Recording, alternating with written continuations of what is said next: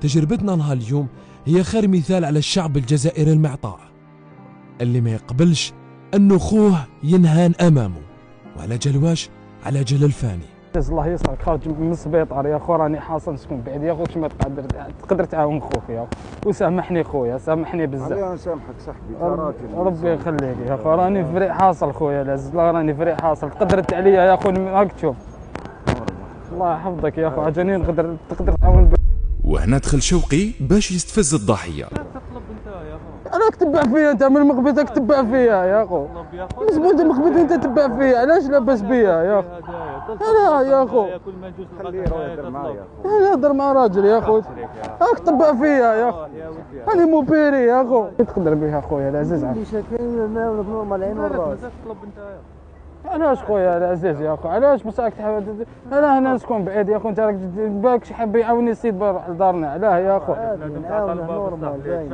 اي علاش تحكم مع المظهر انت اخويا؟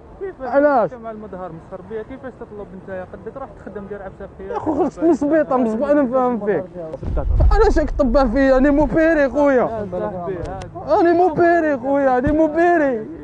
راه الله غير سيريو يا ريت اللي قاعد هنا يطلب. حسبي الله ونعم الوكيل فيك. معايا يا صاحبي هذا.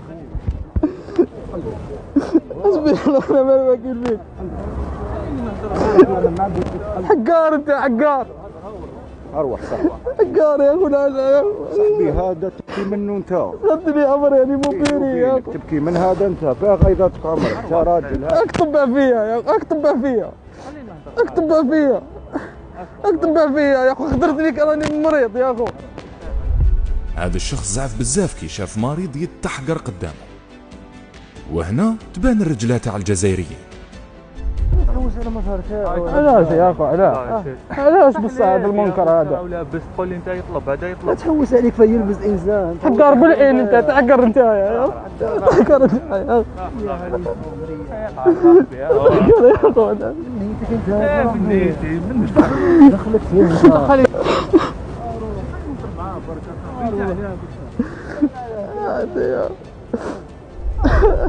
كلها تبكي بداية تمسك. هذا معليش صديقي ما كان والو العزيز، راك معايا. معليش راك معايا صاحبي، راك رجعتني نرجعك. لا لا